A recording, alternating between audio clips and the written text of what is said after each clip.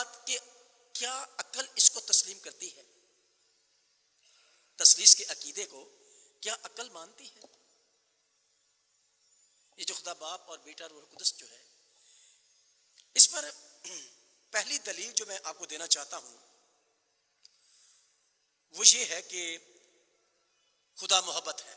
یہ ہم سب مانتے ہیں، آپ سب یہ بات کہتے ہیں، اور پوری دنیا یہ بات کہتی ہے. جو خدا پر اس طرح سے ایمان نہیں رکھتے جس طرح سے ہم رکھتے ہیں، تو بھی وہ کہتے ہیں، جس پربھو کو بھی، جس دیوتا کو بھی، جس کو بھی وہ مانتے ہیں، وہ کہتے ہیں یہ ہمارا پربھو، ہمارا دیوتا، ہمارا خدا محبت کا خدا ہے، محبت کا دیوتا ہے. یہ عقیدہ ہم سب کا ہے کہ خدا محبت ہے. آپ مانتے ہیں اس بات کو؟ ہاں؟ پر اس کے اندر ایک اور سوال ریز ہوتا ہے کہ جس خدا کو ہم تثلیث میں مانتے ہیں وہ خدا محبت ہے، اور جس خدا کو ہم تثلیث میں دیکھ رہے ہیں اور کہہ رہے ہیں کہ وہ خدا محبت ہے، سوال یہ پیدا ہوتا ہے کہ وہ کب سے محبت کرنے لگا؟ کب سے محبت کر رہا ہے وہ؟ کیونکہ جو شخص محبت کرتا نہیں ہے اس کو لوگ محبت کرنے والا نہیں کہتے، اس کو ٹیررسٹ کہتے ہیں، اس کو انتہا پسند کہتے ہیں، اس کو نفرتی کہتے ہیں، نفرتیں پھیلاتا ہے. اور خدا نفرتیں نہیں پھیلاتا، اس لیے ہم اس کو محبت کا خدا کہتے ہیں. خدا بھلا ہے، خدا نیک ہے، خدا لوگ کی ترقی چاہتا ہے. یہ ساری باتیں ہمارے علم میں ہیں، اور ہم یہ بات کہتے ہیں کہ خدا محبت ہے. بہت اچھی بات ہے، لیکن کبھی ہم نے اپنے آپ سے پوچھا کہ خدا جب سے ہے کیا تب سے ہی محبت کرنے والا ہے؟ کبھی پوچھا اپنے آپ سے؟ نہیں پوچھا. آپ پوچھنا، بلکہ میں اب آپ کو بتا دوں گا، خدا جب سے ہے وہ تب سے ہی محبت کرنے والا خدا ہے. پر اس کے اندر ایک اور سوال پیدا ہوتا ہے کہ جب سے خدا ہے تب سے تو اور کچھ تھا ہی نہیں، تو پھر وہ کس سے محبت رکھتا تھا؟ اس کا محبوب کون تھا؟ اگر محب کے پاس کوئی محبوب نہ ہو تو وہ کیسے ثابت ہوگا کہ یہ محبت کرنے والا ہے؟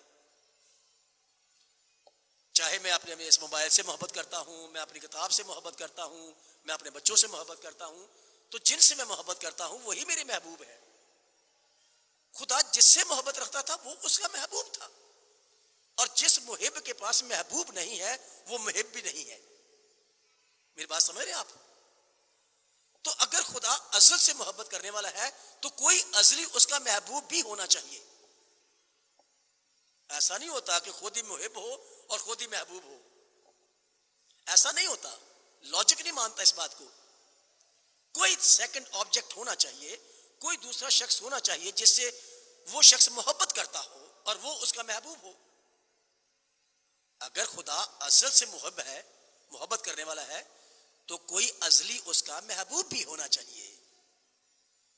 پھر ہی پتا چلے گا کہ خدا محب ہے، محبت کرنے والا ہے.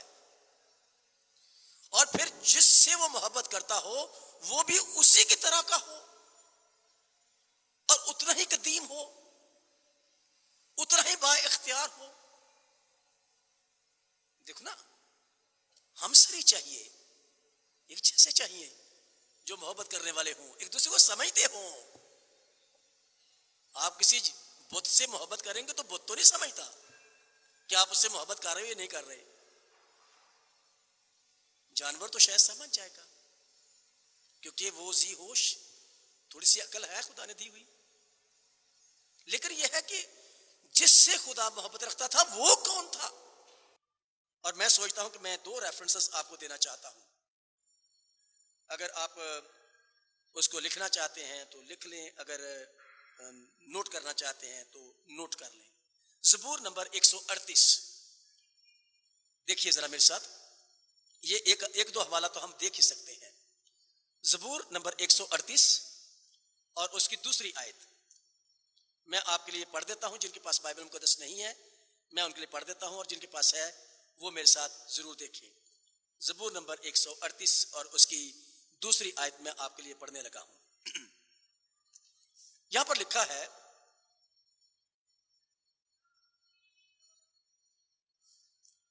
دوسری آیت میں لکھا ہے میں تیری مقدس ہیکل کی طرف رخ کر کے سجدہ کروں گا اور تیری شفقت اور سچائی کی خاطر تیرے نام کا شکر کروں گا، کیونکہ تو نے اپنے کلام کو اپنے ہر نام سے زیادہ عزت دی ہے، اپنے کلام کو۔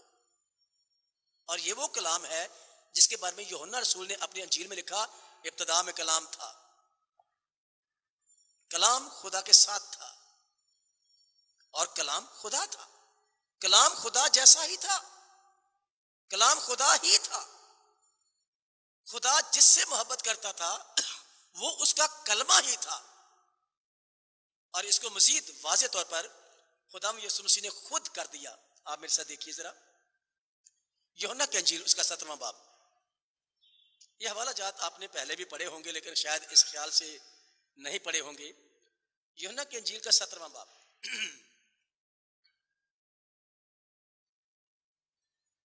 اور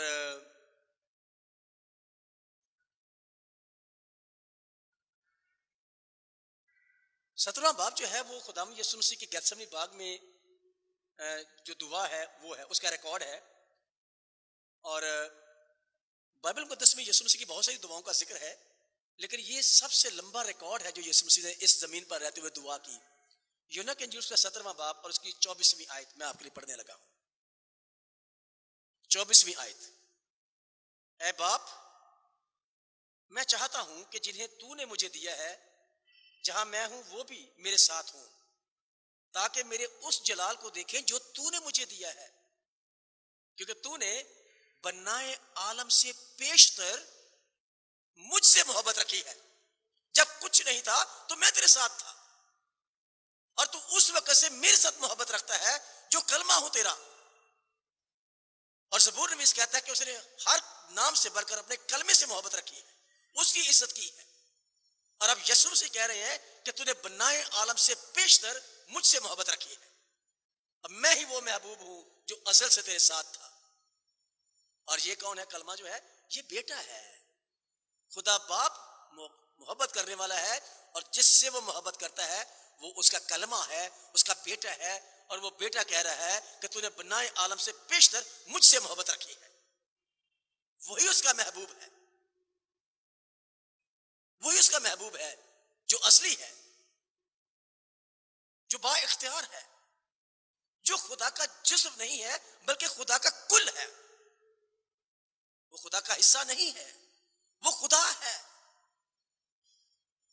اور میں پہلے بھی یہ بات جملہ بولا تھا میں نے کہ son of God doesn't mean part of God, son of God mean God. خدا کا بیٹا ہونا خدا کا جزو ہونا نہیں ہے بلکہ خدا کا بیٹا ہونا خدا ہونا ہے، کیونکہ وہ اس جیسا ہی ہے۔ پھر مجھے کسی وقت کسی نے پوچھا جی ٹھیک ہے محب اور محبوب تو ثابت ہو گئے، تو وہ تیسرا اکنوم جو ہے آپ کا روح القدس کا وہ کہاں گیا؟ اس کو کہاں لاجک میں سیٹ کرو گے، کہاں عقل میں سیٹ کرو گے کہ وہ بھی وہاں ہو؟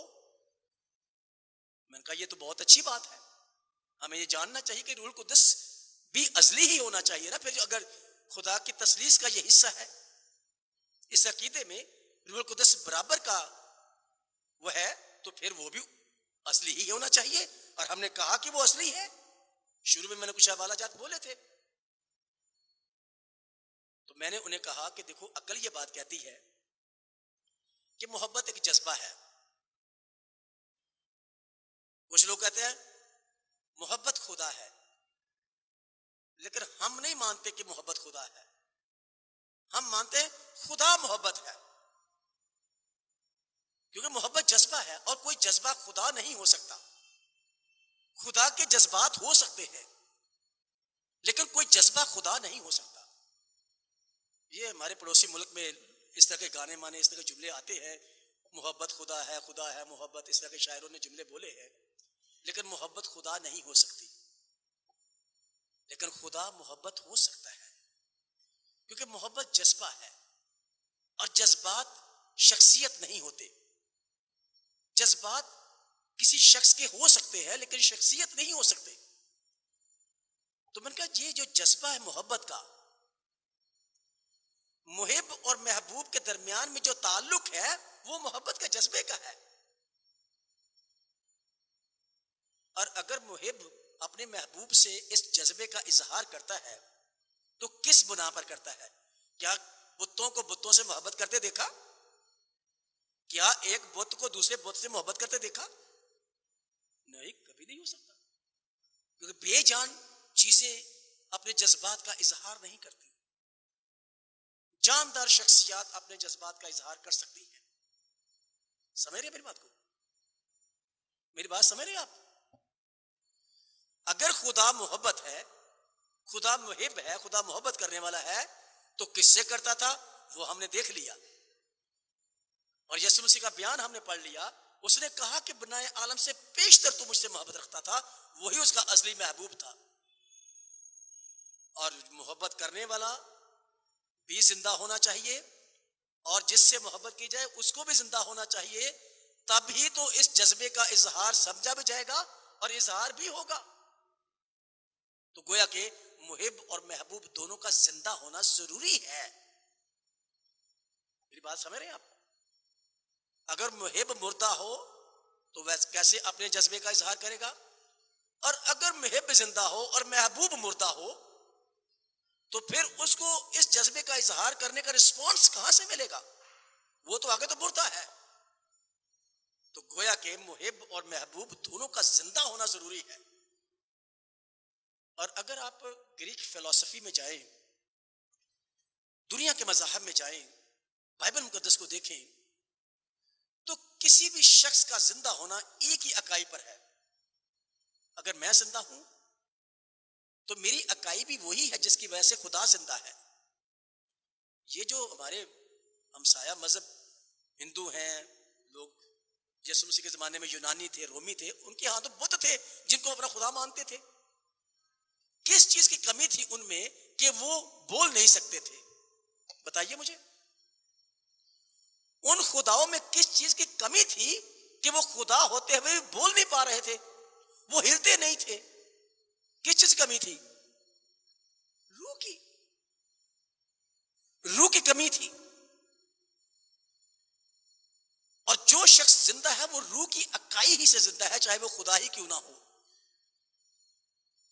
اور چونکہ جس اکائی سے خدا زندہ ہے وہ اس قدوس کی روح ہے، اس لیے ہم نے اس کو کہا کہ وہ روح قدس. تو محبوب بھی زندہ ہے اور محب بھی زندہ ہے اور روح القدس کی اکائی سے زندہ ہے. تو تینوں وہاں پر عقل تسلیم کرتی ہے کہ اگر ہم یہ مانتے ہیں کہ خدا محبت ہے تو پھر تسلیس اس میں عقل سے ثابت ہوتی ہے کہ وہ تینوں ہی اصلی ہیں، تینوں ایک دوسرے کو سمجھتے ہیں، تینوں ایک دوسرے کو جانتے ہیں. کچھ لوگ یہ بات کہتے ہیں جی ٹھیک ہے وہ مقدس کی روح ہے تو اس لیے ہم نے اس کو روح القدس کہا. تو ہمارا عقیدہ یہ ہے کہ خدا باپ، خدا بیٹا اور خدا روح القدس جو ہے وہ تینوں اصلی ہیں، تینوں ایک ہی جیسا اختیار کے مالک ہے، ایک ہی جیسے وہ قدرت رکھتے ہیں اور وہ ابدی بھی ہیں، ابد تک رہیں گے، کبھی ان کو زوال نہیں. جس کو ہم خدا کہتے ہیں وہ زوال پذیر کبھی نہیں ہوتا، وہ زوال پذیر ہو ہی نہیں سکتا. اور اگر کسی کو ہم خدا کہتے ہیں اور وہ زوال پذیر ہوتا ہے تو وہ خدا نہیں ہے. پھر اگر ہم کسی کو خدا کہتے ہیں اور وہ زوال پذیر ہو جاتا ہے تو پھر وہ خدا نہیں ہو سکتا، کیونکہ خدا کی ذات لازوال ہے، خدا کی ذات لازوال ہے. وہ کی بات مجھے کسی نے کسی وقت پوچھا جی یسوع مسیح کو ہم خدا کیوں مانتے ہیں؟ میں نے انہیں کہا کہ میں ان کو خدا اس لیے نہیں مانتا کہ انہوں نے معجزات کیے. معجزات تو دیگر انبیاء نے بھی کیے اور رسولوں نے بھی کیے، اور آج بھی ہمارے بہت سارے بھائی معجزات کرنے کے پیچھے لگے ہوئے ہیں. میں نے کہا یسوع مسیح معجزات کی بنا پر خدا ثابت نہیں ہوتے. یہ الگ بات ہے کہ یسوع مسیح کے معجزہ کرنے میں اور دیگر انبیاء کے معجزہ کرنے میں بڑا فرق ہے. دیگر انبیاء نے معجزے خدا کے نام پر کیے، لیکن یسوع مسیح نے اپنے نام سے کہا اٹھ، اپنی چار پہ اٹھا اور چل پھر، اے لازر نکل آ. وہ اپنے اختیار سے معجزات کرتا ہے، لیکن دیگر لوگ جو ہیں وہ اس کے نام سے معجزات کرتے ہیں. فرق یہ ہے. لیکن یسوع مسیح کے معجزات کی وجہ سے میں اس کو خدا نہیں مانتا. یسوع مسیح کی کمواری سے پیدائش کی وجہ سے میں اس کو خدا نہیں مانتا. اور بہت ساری باتیں ہیں. میں جس عقائد سے, جس بنیاد پر میں ان کو خدا مانتا ہوں, وہ ان کی اتم پاکیزگی,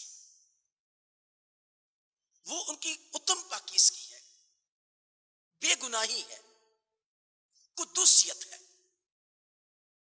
اور اس جیسا قدوس کوئی نہیں ہے.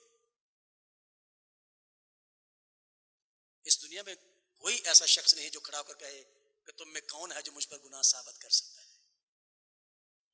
اور یہ وہ پتھر ہے جو یسوع مسیح نے رکھا ہے, لیکن اس کو اٹھا کوئی نہیں سکا, آج تک کوئی نہیں اٹھا سکا. اس دفعہ کرسمس کے موقع پر مڈ نائٹ سروس کے بعد ٹیلی ویژن والے آ گئے, تو مجھے کہتے ہیں سر 2 سوال آپ سے کرنے ہیں. میں نے کہا جی کیجیے. کہتے ہیں جی وہ آپ کرسمس کیسے مناتے ہیں, تھوڑا سا ہمیں بتائیے. میں نے کہا آپ کو کتنے سال ہو گئے یہ سوال پوچھتے ہوئے, ابھی تک نہیں پتا چلا.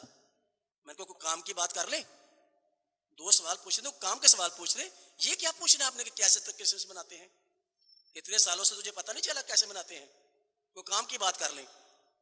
کہتا جی بتائیں پھر کیا کام کی بات ہے. میں نے کہا مجھ سے یہ پوچھیں کہ ہم یہ تہوار اتنی خوشیوں سے کیوں مناتے ہیں, کیوں مناتے ہیں, کیسے مناتے ہیں وہ نہ پوچھیں, وہ سب کو پتا ہے. کیوں مناتے ہیں یہ پوچھیں. کہتا جی چلو اس کے بتا دیں. میں نے کہا میں اس تہوار کو اس لیے خوشیوں سے مناتا ہوں کہ جس کی میں عید مناتا ہوں اس جیسا کوئی نہیں ہے. جس کی میں عید مناتا ہوں وہ بے گناہ ہے.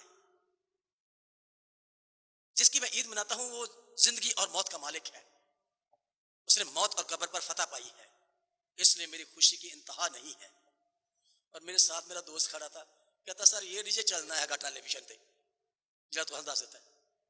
اور سچی بات ہے, میں ان کو خدا اس لیے مانتا ہوں کہ اس جیسا کوئی نہیں ہے.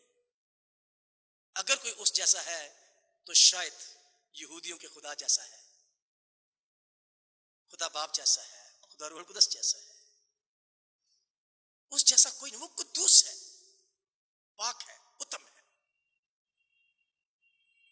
چونکہ وہ خدا ہے اس لیے وہ سارے کام اس سے ہوتے تھے جو میرے لیے گواہی کا باعث ہے اور میرے ایمان کی تقویت کا باعث ہے. معجزہ ہوتے تھے, کماری سے پیدا ہوا, سب کچھ کیا, موت اور قبر پر فتح پائی, اس لیے کہ وہ خدا کا بیٹا ہے. کوئی قبر میں سے اٹھ کر خدا کا بیٹا نہیں بنا. قبر میں سے وہی اٹھتا ہے جو خدا کا بیٹا ہوتا ہے. جو موت کا اور زندگی کا مالک ہے وہی اس پر غالب آتا ہے. آج تک کوئی زندگی اور موت پر غالب نہیں آ سکا سوائے اس کے جو زندگی اور موت کا مالک ہے. مجھے ایک شعر یاد آ رہا ہے, پادری برکت اللہ نے اپنی کتاب میں لکھا, توضیح العقائد, انہوں نے کتاب لکھی بڑی خوبصورت. اس میں انہوں نے یہ شعر لکھا کہ جی کے مرنے میں کیا ہے ناز کی بات, جی کے تو سبھی مر جاتے ہیں, جی کے مرنے میں کیا ہے ناز کی بات, مر کے جینے میں ہے امتیاز کی بات. یہ امتیاز کی بات ہے, اور یہ امتیاز صرف یسوع مسیح کی ذات کو حاصل ہے کہ وہ مر کے جی اٹھا ہے. تو میں اس کو مانتا ہوں, اور یسوع مسیح کو میں خدا مانتا ہوں اس کی قدوسیت کی بنا پر. مجھے کسی دوست نے پوچھا جی اگر یسوع مسیح کو آپ قدوسیت کے بنا پر خدا مانتے ہو تو پھر قدسی تو فرشتے بھی ہیں, قدسی تو فرشتے بھی ہیں, کیا فرشتوں کو بھی قدوسیت کی بنا پر خدا مان لے؟ آپ کے ذہن میں یہ سوال آیا تھا؟ نہیں, میں بتاتا ہوں آپ کو. ایسے سوال سوچنے چاہیے کہ میں قدوسیت کی بنا پر اگر یسوع کو خدا مانتا ہوں تو فرشتوں کو بھی تو قدسی کہا گیا ہے, وہ بھی تو پاک ہیں, وہ بھی تو گناہ نہیں کرتے, وہ بھی تو خدا کے تابع دار ہیں, فرما بردار ہیں. جہاں خدا کہتا ہے وہاں جاتے ہیں, نافرمانی نہیں کرتے, اور جنہوں نے کی انہوں نے پھینک دیا, لوسیفر کو پھینک دیا گیا. تو کیا فرشتوں کو بھی خدا مان لے اس صفت کی بنا پر جس صفت کی بنا پر آپ یسوع مسیح کو خدا مانتے ہیں؟ تو میں نے انہیں کہا کہ میاں بات یہ ہے کہ شاید آپ کو نہیں فرق لگتا کہ قدوس اور قدسی میں کوئی فرق ہے. میں نے کہا وہ قدسی ہیں, وہ قدوس نہیں ہے. انہوں نے کہا جی کیا فرق ہے؟ دونوں میں صفت تو مشترک ہے، پاکیزگی کی صفت تو مشترک ہے، فرشتوں میں بھی اور قدوس میں بھی. اگر قدوسیت کی بنا پر ہی آپ اس کو خدا مانتے ہو تو فرشتوں میں بھی وہی صفت موجود ہے جو یسوع مسیح میں آپ بیان کر رہے ہیں، تو کیا فرشتوں کو بھی خدا مان لیں؟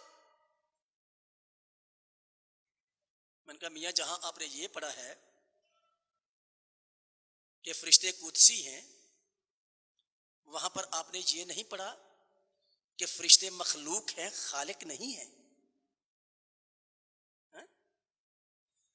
کلام مقدس میں جہاں یہ لکھا ہے وہ قدسی ہیں، کلام مقدس میں تو یہ بھی لکھا ہے کہ وہ خدا کی مخلوقات ہے. اور میں نے کہا کہ creation can not be creator,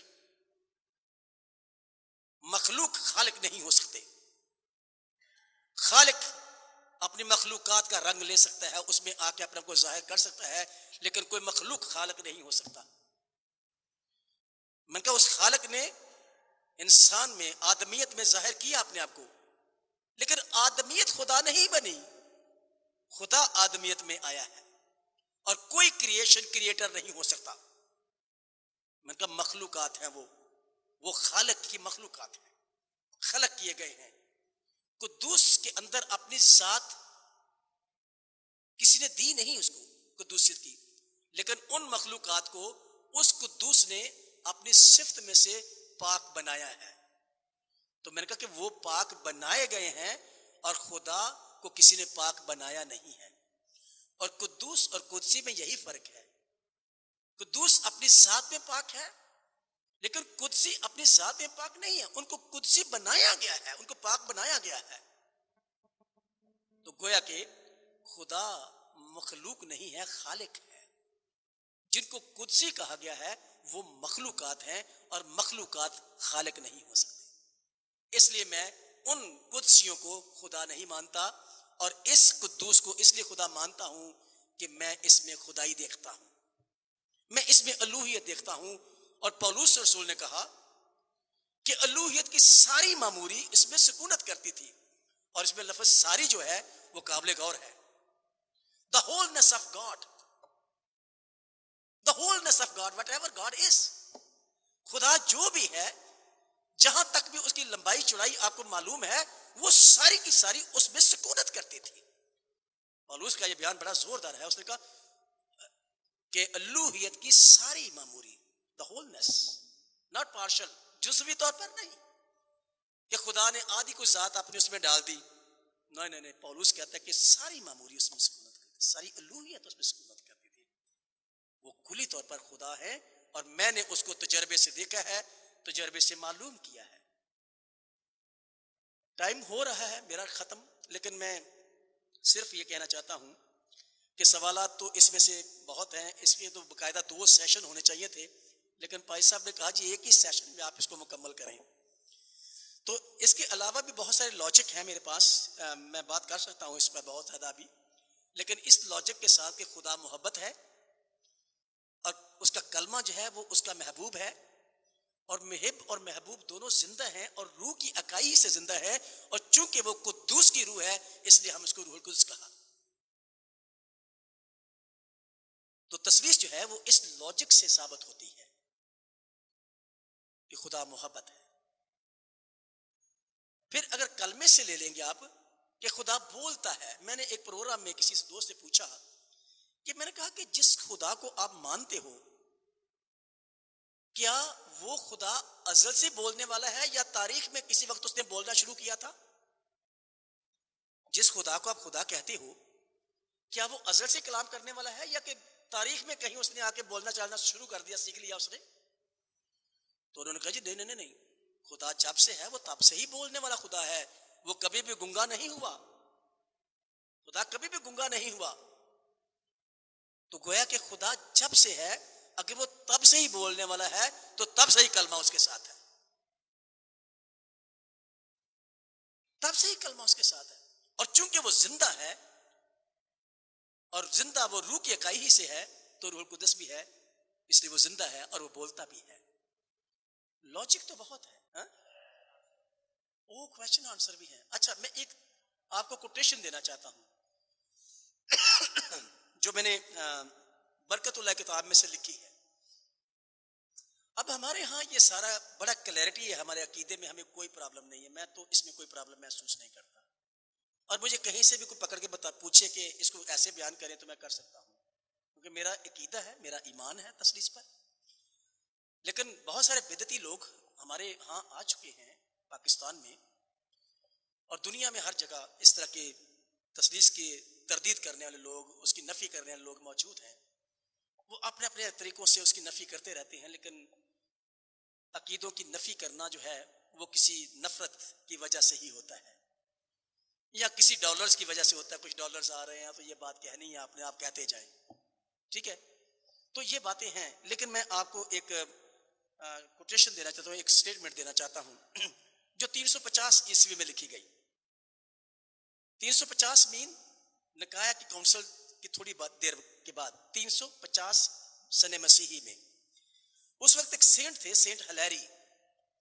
انہوں نے ایک اقتباس لکھا، وہ میں پڑھ کے تو اس کو ختم کرنا چاہتا ہوں کہ جتنے بھی آپ کے ارد گرد آپ کے ایمان کو خراب کرنے کے لیے کوشش کرتے رہتے ہیں نا، یہ اس وقت بھی تھے. تو اس سینٹ ہلیری نے ایک بیان لکھا اپنی کتاب میں، اور اس بیان کو پادری برکت اللہ نے اپنی کتاب میں رقم کیا. اور میں نے یہ بیان پادری برکت اللہ کی کتاب سے لیا ہے، توثیق العقائد ان کی کتاب ہے ایک، اس سے یہ بیان میں نے لیا ہے. اور میں یہ بیان آپ کو پڑھ کے سناتا ہوں کہ ہمیں کیا کرنا چاہیے. سنیے. مقدس ہلیری یہ لکھتے ہیں، ایماندار لوگ خدا کے کلام کو کافی خیال کرتے ہیں کہ جتنا ہمارے پاس ہے، جو ہمارا ایمان ہے وہ کافی ہے ہمارے لیے ہمیشہ کی زندگی میں جانے کے لیے، خدا کی بادشاہی کا حصہ بننے کے لیے، نجات یافتہ ہونے کے لیے وہ کافی ہے. ایماندار لوگ خدا کے کلام کو کافی خیال کرتے ہیں جس میں یہ حکم ہے، جاؤ اور تمام قوموں کو باپ اور بیٹے اور روح القدس کے نام سے بپتسمہ دو. اب اس میں کیا ابہام ہے؟ کوئی ابہام نہیں ہے، کوئی کمزوری نہیں ہے. ایک عام سا بندہ بھی اس کو سمجھ رہا ہے کہ یسوع مسیح کیا کہہ رہے ہیں. تو گویا تسلیس کا جو عقیدہ ہے، جو نظریہ ہے، وہ یسوع مسیح کے اس بیان میں بالکل واضح ہے. تو پھر اس کو سمجھنے میں دشواری کہاں سے آتی ہے؟ اس نے کہا کہ ہمیں یہ حکم ہوا ہے کہ تم تمام قوموں کے سامنے جا کر انجیل کی منادی کرو اور انہیں باپ اور بیٹے اور روح القدس کے نام سے بپتسمہ دو. لیکن ہمارے بدعتی مخالفین کا ناجائز رویہ ہم کو مجبور کرتا ہے کہ ہم ایسی اونچائیاں چڑھیں جو رسائی سے باہر ہیں، اور ان باتوں کو الفاظ کی صورت میں پیش کریں جو الفاظ میں پیش نہیں کی جا سکتی. جیسے کہ ہم اکثر کہتے ہیں کہ تسلیس کا عقیدہ جو ہے وہ لفظوں میں ادا نہیں ہو سکتا، لیکن ہمیں یہ اونچائیاں چڑھنی پڑتی ہیں لوگوں کو بیان کرنے کے لیے. جیسے میں نے بہت ساری آج کوشش کی ہے، کیا ضرورت تھی اس کی جب کلام میں صاف صاف لکھا ہوا ہے.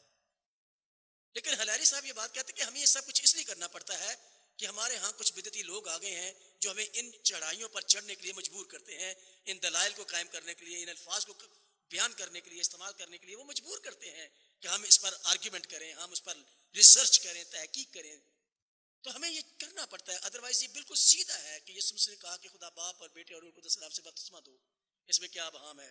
لیکن وہ کہتے ہیں کہ ہمیں ان بدعتی لوگوں کی وجہ سے یہ ساری دلیل سیٹ کرنی پڑتی ہے، ساری ریسرچ کرنی پڑتی ہے. ادروائز بائبل مقدس کا بیان بڑا سمپل اور سادہ سا ہے جو تسلیس کے عقیدے کی تعلیم دیتا ہے. اور پھر وہ کہتے ہیں کہ اور اس قسم کی جسارت کی جرت کریں، حق تو یہ ہے کہ حق تو ہم پر صرف یہ واجب ہے کہ ہم ایمان ہی کے وسیلے سے باپ کی پرستش کریں اور ایمان ہی کے وسیلے سے بیٹے کی عزت کریں اور ایمان ہی کے وسیلے سے روح القدس کے مامور ہو جائے. سمپل سی بات، واجبی طور پر یہی ہے، کوئی تحقیق، کوئی لاجک کی ضرورت نہیں ہے. لیکن یہ سب کچھ ہم ان لوگوں کو سمجھانے کے لیے کرتے ہیں جو اس کو سیدھے طور پر نہیں سمجھ پاتے اور اس کو الجھانے کی کوشش کرتے ہیں، اس کو خراب کرنے کی کوشش کرتے ہیں. ادروائز بائبل کا پیغام بہت سمپل سادہ ہے، اور وہ کہتا ہے کہ ہم پر صرف یہ واجب ہے کہ ہم ایمان کے وسیلے سے باپ کی پرستش کریں اور ایمان کے وسیلے سے بیٹے کی عزت کریں اور ایمان کے وسیلے سے روح القدس سے مامور ہو جائیں. لیکن اب یہ بدعتی علماء ہم کو مجبور کرتے ہیں کہ ہم انسانی لغت جیسی بے بس شے کے ذریعے ایسی باتوں کا ذکر کریں جو اس حد تک اس حد سے باہر ہیں، اور ایسے امور کا جن کا تعلق مذہبی مراقبے سے ہے. مراقبہ ذرا مشکل لفظ ہے، یہ مذہبی مراقبہ ہے ہمارا. اس میں تگ و دو کرنی پڑتی ہے، دھیان کرنا پڑتا ہے، میڈیٹیشن کرنی پڑتی ہے. وہ فلسفیانہ الفاظ کے خطرے اور جوکھوں میں ڈال دیں. یہ سینٹ ہلیری کا بیان تھا جو میں نے آپ کے سامنے پڑھا ہے، اور اس کا یہ بڑا کرب ہے کہ ہمیں یہ سب کچھ دلیل بازی، تحقیق، یہ وہ سب کچھ اس لیے کرنا پڑتا ہے کہ کچھ لوگ ہماری کلیسیوں میں آ گئے ہیں جو ہماری کلیسیا کے سادہ سے ایمان کو خراب کرنے کی کوشش کرتے ہیں، اور پھر ہمیں ان کو سیٹسفائی کرنے کے لیے، ان سے بات کرنے کے لیے دلیل بازی کرنی پڑتی ہے، تحقیق کرنی پڑتی ہے. ورنہ متی کی انجیل کے 28ویں باب کا بیان میرے لیے کافی ہے کہ تم جاؤ اور جو ایمان لائے ان کو خدا باپ اور بیٹے اور روح القدس کے نام سے بپتسمہ دو. تثلیث کا عقیدہ میرے پاس موجود ہے اور میں اس پر کاربند ہوں، اس پر ایمان رکھتا ہوں. خداوند ہم سب کو اس ایمان پر کاربند اور قائم رہنے کا فضل بخشے. خداوند آپ کو برکت دے.